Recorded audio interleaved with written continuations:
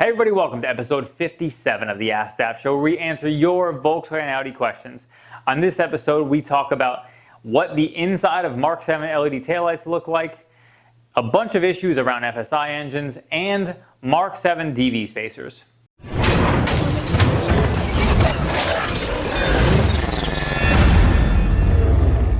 Alpha Tuner via YouTube says, I wanted to ask if you can do a video on Mark 7 LED taillights, not to install, but how to open the taillight to replace the LED bulbs or color the inside of the light instead of tinting the outside. Okay, so while we can't do a video about this specifically or how to do it, I can touch on this a little bit because obviously we're pretty well known for selling LED taillights. I developed an adapter harness for US cars, and LED taillights are a common thing that we offer. And we've received damaged ones over the years where the lens gets messed up or whatever. So I actually took it at one point upon myself to take the lens off of a LED taillight. This is an inner, to check out the inside to see what it was like. And so you can see here's the LED taillight. Well, there's a piece that fell off. Here's the LED taillight, and this is pretty much the way it's made up. The lens is on the outside.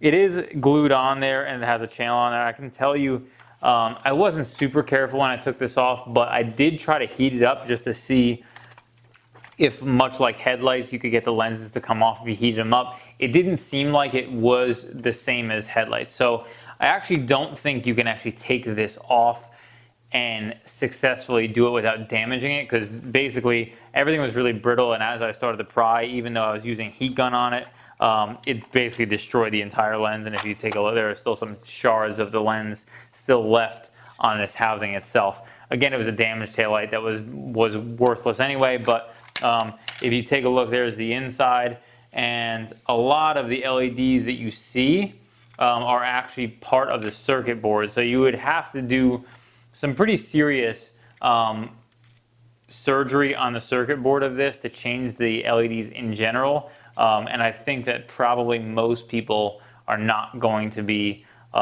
looking to do something like that. Now, if you want to do it on your own and maybe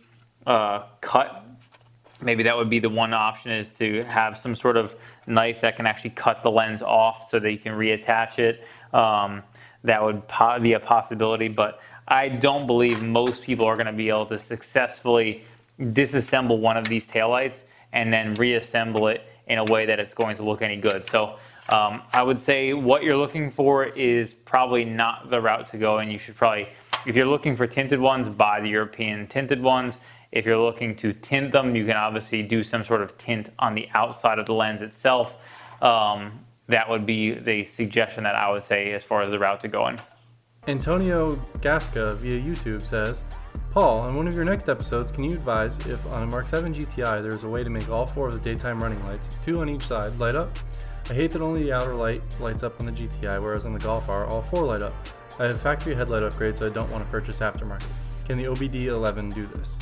All right, Antonio. So for anybody who's not familiar with what he's referring to, he has a Mark 7 GTI with a lighting package where it has xenon headlights, and the outer LED DRLs light up and they have the U's. Now on a Mark 7 Golf R, you would have both of the DRLs, inner and outer, the lights light up, and you have those 2 U's side by side. And so what he's asking for is a way to activate the inner ones to make those work. So here's the problem. The Mark 7 GTI lighting package headlights don't have a light in there. So what you're asking for is actually impossible because there's nothing there to turn on. It's physically not a light there. Now you could obviously, the one that you could do is swap, but something to keep in mind, and this is something that most people are not familiar with, you could swap to, let's say, a Golf R headlight into the car, and we have the European ones available that are popular because European cars don't have the markers on the orange amber markers on the side of them, so then you'll get rid of that amber altogether.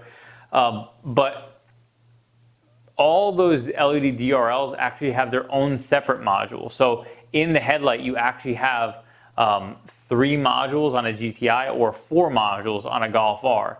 And so not only, number one, is it really expensive because you have to swap headlights and modules. So what you would need in that circumstance would be headlights from a Golf R, and then you would need the LED DRL modules for the inner, because your car already has the outer LED DRL module, but then you would need the inner LED DRL module.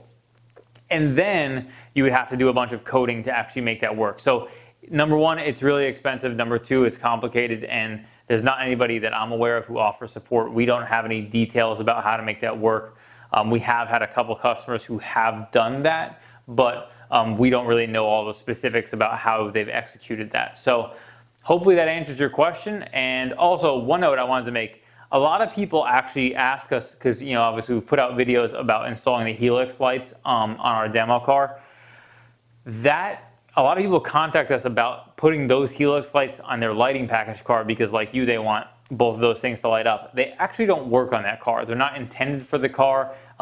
They are only intended for halogen cars. So they really don't even work on cars like yours, and there aren't, at least to my knowledge, at this point, there aren't any options in the aftermarket to get both those used to light up. The only option at this point that I'm aware of is the factory lights. Brian via Facebook says, I have a quick question on the MK7 GTI spacer. Will it cause any sort of boost leak or loss of power since it's not recirculating the air? All right, Brian. So what he's asking about is BFI recently put out a DV spacer for MK7s, which I'll link to here where you can check that out. But what he's asking for is, will not recirculating the air, because DV spacers actually allow some of the air out, will it cause a check engine light, or are you not going to have your boost recirculating properly, and does that cause an issue? So I've covered this, I think, before, but basically here's the deal. DV spacers on previous model cars that have mass airflow sensors, and a mass airflow sensor is actually something that's in the intake track, meters the air that comes through it, and then obviously sends that signal back to the engine.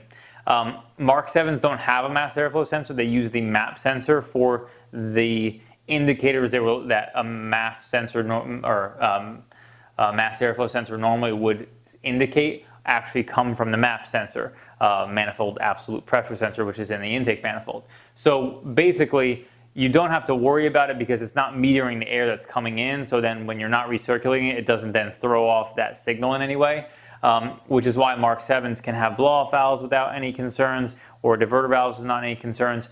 Now, the one note I'll make, and this is something that I said, I think, about blow-off valves previously, but I want to make sure I touch on again.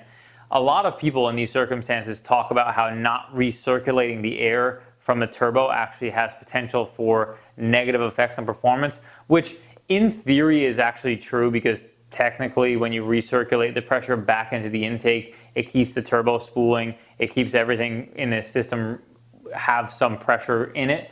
But it's probably so marginal that I've never heard or seen of any actual proof that there's a major detraction in actual performance.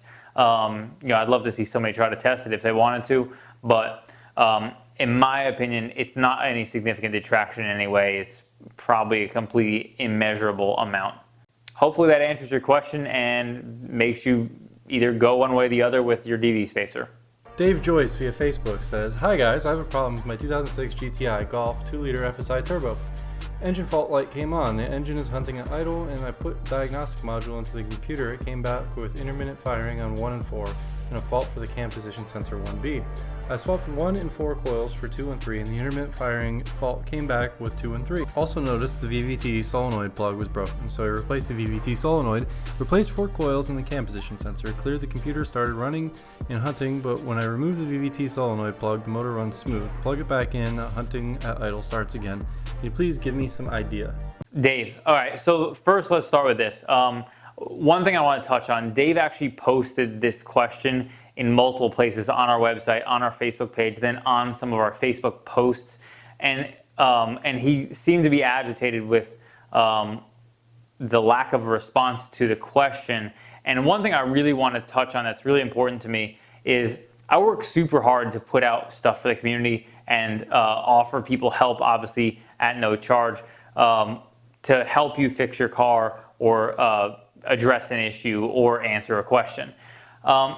We can't offer live 24-hour support for everybody who wants advice on how to fix their car. It's just not feasible. If we were to do that, we'd probably have to charge a really hefty sum of money for you to call up and for us to walk you through diagnosing a car, and that's not something that we can help you with. And we've had some people, obviously, as this show kind of goes on and people get more aware of it, we've had a lot of people try to call us and ask for that help, and unfortunately, we can't take calls like that all day. Unfortunately, I'm glad to help people whenever we can, but obviously we have to operate on a day-to-day basis, and we're not in the business of offering people, being able to offer live support on technical advice for people. So I just want to touch on that because it's really important. I've had people get frustrated with us not answering a question, and unfortunately, there are so many people who obviously need help, and I wish I could help them all, but that's just not realistic for me to be able to do.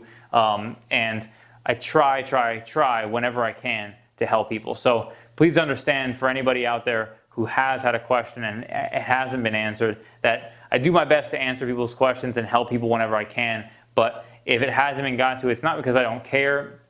It's just because I only have so much bandwidth in my life to dedicate to actually answering people's questions. So hopefully that addresses that.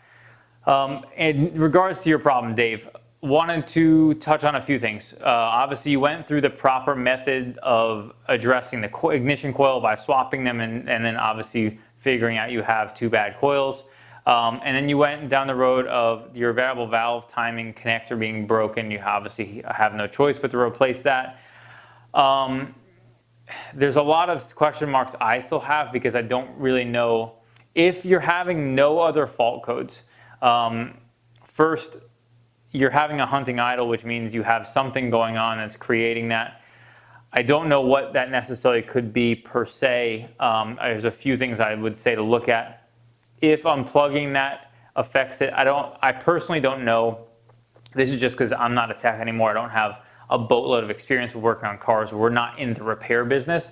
But I can tell you that opening that sensor might put the engine into open loop, which could then, which I recently covered about open loop on cars, basically removing all the sensors and putting known good values. And so setting those known good values could lead you to believe that that part is bad or something related to that part is bad, and it's not the part itself. It's just something in the system that was then knocked out by putting the engine in open loop, and now you're thinking that's what's going on, but it's not. Now that's one thing. The other thing is, I have two major thoughts about this. If you have a hunting idle, and I think he said it stalls out, he sent us some more messages about this, saying the engine stalls out sporadically. So my thoughts are probably one of two things.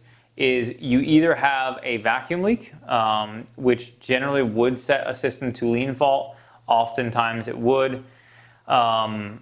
You also can check the fuel trim on the car to determine where your fuel trims are at to help you diagnose a vacuum leak. Our buddy Charles, the home mechanic, actually did a video about system to lean stuff, which I'll link to in the description, which covers a lot more about fuel trim stuff and diagnosing system to lean stuff.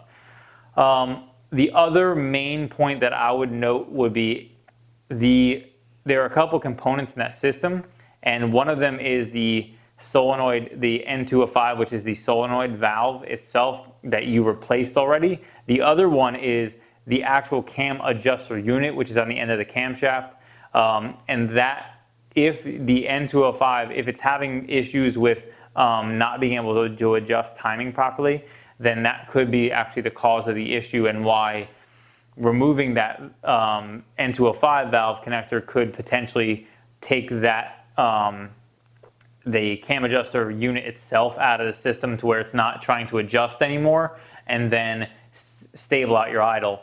I don't know which one it is, and honestly I don't know if it's definitely one of those, but to me it sounds like your problem is kind of more in depth, and you'll have to definitely do pretty significant diag to track down that problem. So hopefully that answers your question, and good luck with your issue. Kenny via shopdap.com says, hello, I have a 2008 VW Jetta Wolfsburg 2.0 FSI. Just started to get a low fuel rail pressure code. This will occur at full throttle acceleration when allowing it to shift at redline.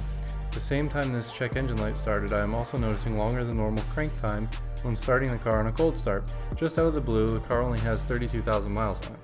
Replaced the cam follower and upgraded to the APR high pressure fuel pump over approximately 20,000 miles. Oil was changed and the car was running wonderful. I noticed a little surging under acceleration, otherwise everything seems to be running as it should be. No boost leaks, and we'll be checking the cam follower and replacing the low fuel pressure sensor. All right, Kenny. So you're having issues obviously around fueling with your Mark V, or that's what it appears to me that your issues are related to fueling. I would say almost with certainty you have likely one of two things bad, and I think we've covered this quite a bit, but you likely have either a bad in-tank fuel pump or a bad fuel pump module. And basically the reason why you're getting that power cut sporadically is when it's not able to deliver enough fuel, it kind of jerks hard and will often result in that type of thing. The one thing I want to note is during the summer, these things tend to arise. And actually Max, one of the guys who works here, he has a Mark V, and he said, and it's now in a bajillion pieces, but before he took it apart while he was still driving it, he actually was saying to me that when his fuel pump was going bad, that what would happen is it would have these fuel cuts like that, and every time he would fill it up with gas, it would cool it down, and then it would run fine for a while, and before it would start cutting out again. And that was only, what happens is when it gets hot, obviously the fuel pump starts to malfunction more frequently, and that will be a result of that fuel cut that you're feeling going on. It also could be the fuel pump module itself, because they are known to go bad. I'll put a link to both the fuel pump and the fuel pump module in the description below, and then you can also check out the fuel pump itself here. One note I want to make, I actually recently, we offer a fuel pump module upgrade with the TTRS fuel pump. I don't know what your intentions are long term in regards to upgrades and stuff like that, but sometimes, and I don't know if this is something that happened just as a problem, or if this is something that's been happening ever since an upgrade, because if it's been since an upgrade, then you could be running out of fuel, which is something that you would need to upgrade your in-tank fuel pump to be able to do. And you, unfortunately, when you upgrade that in-tank fuel pump, have to upgrade to a higher fuel pump module, because the factory one is a choke point for electrical current to the factory fuel pump. So hopefully that explains your issue, and like I said, I'm pretty certain that your issue is likely to be either the in-tank pump or the fuel pump module. So hopefully you address those and get everything taken care of. Thank you for watching episode 57 of the AskDAP show, where we answer your Volkswagen Audi questions. If you have any questions or comments about the questions answered in this show, be sure to leave in the comments below. If you like this video, be sure to give it a thumbs up and subscribe for more like it.